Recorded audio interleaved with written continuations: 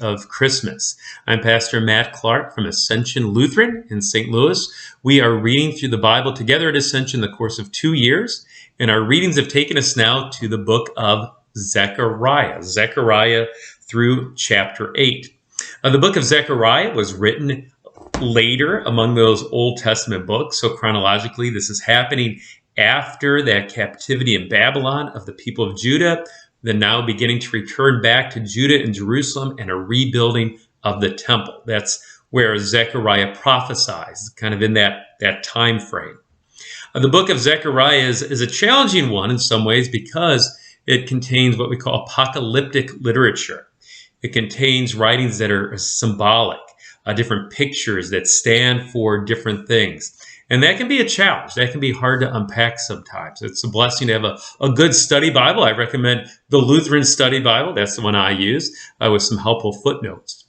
In this video, I'm going to skip over some of those apocalyptic things, some of those symbols. And for the sake of time, I want to just point out some words in chapter 7 of Zechariah. As I read through chapter 7, beginning with verse 8, it talks about the care for different people, a care especially for those who might be weak or outcast.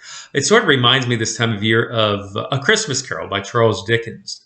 Part of the reason Dickens writes that story of Ebenezer Scrooge is to show that transformation in Scrooge's heart and life through those visits of those three spirits, those three ghosts. And in the end, he has a deeper care for those who are in need. A greater love for his neighbor. I've heard stories that after A Christmas Carol came out, charitable giving skyrocketed in England. The words we hear today from Zechariah remind me of that. Listen to these words from chapter 7. And the word of the Lord came to Zechariah, saying, "Thus says the Lord of hosts, render true judgments."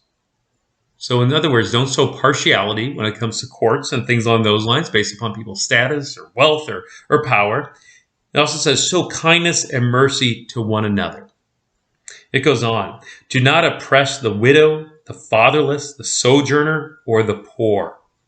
So in other words, don't oppress those who might be the weakest among us, those who are in need. Again, the widow, the fatherless. We think of the orphans, the sojourner. We think of those who are traveling, those who might be new to our own nation, refugees and the like, or the poor, those who are in need.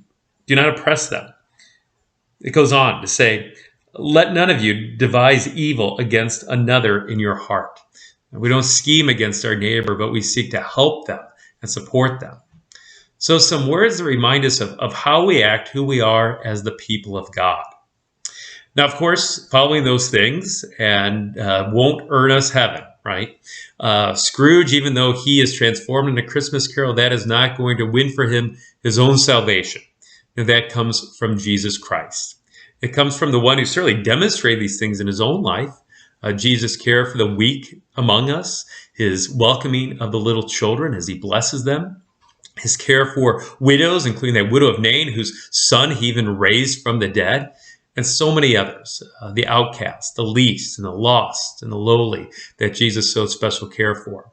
Jesus certainly did that, but even more, he himself became weak. He himself became the lowest as he was despised and beaten and crucified and dying that death on a cross, a cursed death, but yet one that brings us blessing. So that's our motivation. Our motivation this time of Christmas and at all times to live out what the prophet Zechariah writes about, what the Lord reveals to him, as we seek to show that kindness and mercy to one another and not oppress one another as well. May this be our attitude, not just in the season of Christmas, but always. We continue our reading through the Bible. We're in the home stretch here in the Old Testament as we read the rest of Zechariah and we get into the book of Malachi as well.